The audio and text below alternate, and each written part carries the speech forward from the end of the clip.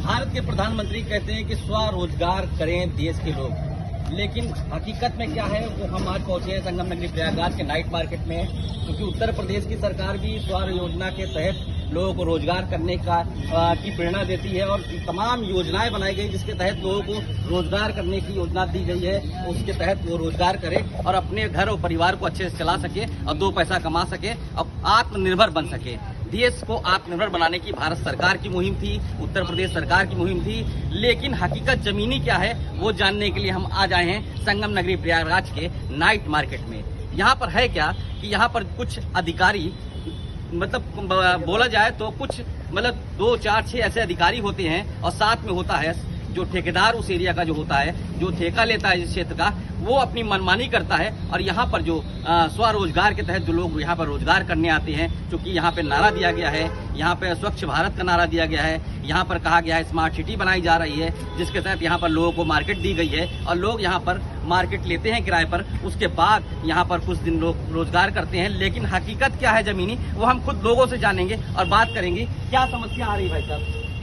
ये समस्या ये आ रही है कि परसों शाम दिनांक 28 तारीख को शाम को 7 बजे हमारे एक दुकानदार भाई को बुलाया गया और उनसे बदसलूकी करने के बाद जब उन्होंने कोई जवाब नहीं दिया, उनको पीटना शुरू कर दिया गया, जिसका कि वीडियो आपको प्रोवाइड कर दिया जाएगा। नहीं, पहले आप हमें बताइए कि ये मार्केट कौन सी है और ये किस तरह से चलाई जा रही है, ये कितना प्रयागराज में है और इसका बिजली का क्या पैसा दिया जाता है, आप खास करके जो टैक्स आप पे करते होंगे वो कितना टैक्स देते हैं, वो सारी चीजें पहले बताएं। भैया हम सब नाइट मार्केट के दुकानदार हैं। ये night market company garden gate number 1 के सामने स्थित है, ठीक है।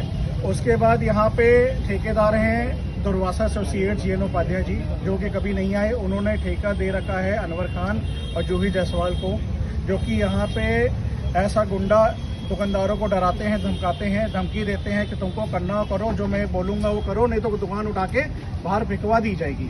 ठीक, इन दुकानदार भाई को बुलाया गया, इनको बोला गया कि तुम अपनी दुकान हटा रहे हो कि नहीं। इन्होंने मना किया तो इनको मारा पीटा गया। दुकान के पीछे बक्सा हटाने से बात शुरू हुई, इन्होंने मना किया तो उसका वीडियो हमारे पास है, हम आपको दे देंगे। यहाँ पे प्रत्येक दुकान से 20 से 30 हज़ार रुपये किराया वसूला जाता है, प्लस 18% GST लिया जाता है, जिसकी कोई रसीद नहीं दी जाती है। जो कि इनका ठेका हुआ था, ठेके में कहा गया था कि इनको जो जो सुविधाएं देनी है उनमें से कोई सुविधाएं नहीं देते हैं। ना ये सफाई की सुविधा देते हैं, ना ये क्या नाम है स्ट्रीट लाइट की सुविधा देते हैं, ना पानी की सुविधा देते हैं, और ना ही यहाँ पे किसी तरह की कोई भी सुविधा जो इनके टेंडर में हुआ था वो किसी तरह से प्रोवाइड यहाँ नहीं की जा रही है। उसके बाद ये हर 11 महीने में किराए के बाद GST और अपना मनमाना किराया लेते हैं। यहाँ पे जैसे कि नियम है, दुकान शाम को खुलेगी 4 बजे के बाद। ये कि पैसे के चक्कर में 30,000 लेके गेट पे जूस की दुकान खुलवा रखे हैं, उससे 30,000 रुपये किराया लेते हैं, दिन भर खुलवाते हैं, जो कि नियम के बिल्कुल विपरीत है, ठीक है।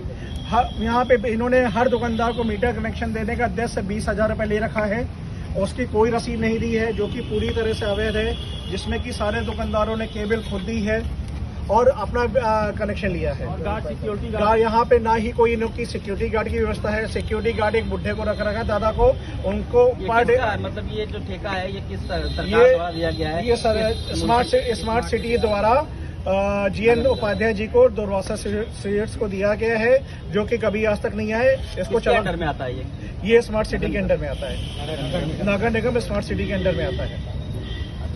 तो क्या समस्या क्या आती है यहाँ पर? मार्केट आपने किया, पैसा देके उसके बाद किस तरह से आपको प्रताड़ित कैसे किया जाता है? भाई जो भी कमाते हैं सारा पैसा उनको किराए के उससे दे देते हैं, और जब उनसे जाते हैं कोई बातें अपनी शिकायत करने के लिए तो वो कहते हैं हम हर चीज़ आपको क्यों बता दें, आप हैं कौन। और जब उनसे पूछते हैं कि आप कौन है, यहाँ मेन आदमी कौन है, हम उनसे बात कर लें। मिश्रा जी एक होते हैं यहाँ रहते हैं, उन्होंने भी कल हमारे साथ मारपीट करने की कोशिश की परसों शाम को।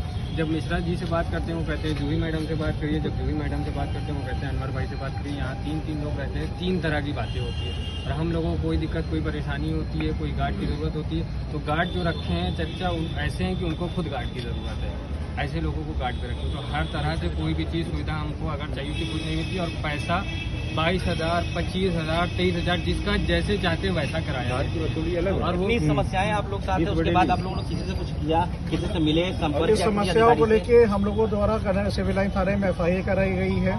FIR कराने के बाद अभी तक कोई कार्रवाई उसमें अभी नहीं हुई है। और उसके बाद हम लोग जाके महापौर महोदय से मिले। महापौर महोदय के बाद हम लोग ने अपर नगर आयुक्त महोदय से बात की। उन्होंने आज मीटिंग रखी थी। मीटिंग में स्मार्ट सिटी ठेकेदार और दुकानदारों को बुलाया गया। उन्होंने इनसे सारे कागजात मांगे हैं। जो भी इन्होंने वसूली की है, अवैध वसूली की है, उसके कागजात इनसे मांगे गए हैं। 3 दिन का समय दिया गया है।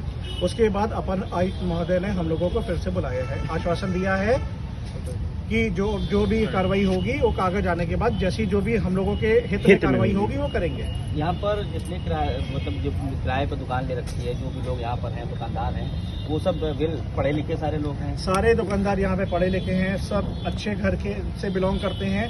खाली एक व्यापार के चक्कर में यहाँ पे आके दुकान खोले हैं, जिसकी वजह से इनकी गुंडागर्दी झेलनी पड़ रही है। तो यहाँ पर जितने भी यहाँ पर आपको दुकानदार दिखाई दे रहे हैं, ये सारे पढ़े लिखे, आपको एमटेक से लेके बीटेक से लेके बीए एमए किए हुए सारे बच्चे यहाँ पर दिखाई देंगे, जो अपना व्यापार करने के लिए, स्वरोजगार करने के लिए यहाँ पर आए हैं, ताकि अपने घर परिवार का पालन पोषण अच्छे से कर सकें। लेकिन हालात यहाँ पर ये है कि यहाँ पर जो ठेकेदार है वो यहाँ पर अपनी रंगदारी, गुंडई, दबंगई दिखाकर यहाँ पर लोगों को परेशान कर रहा है और इनके रोजगार को बंद करने की पूरी साजिश की जा रही है। संगम नगरी प्रयागराज से पंकज चौधरी, न्यूज़ 24।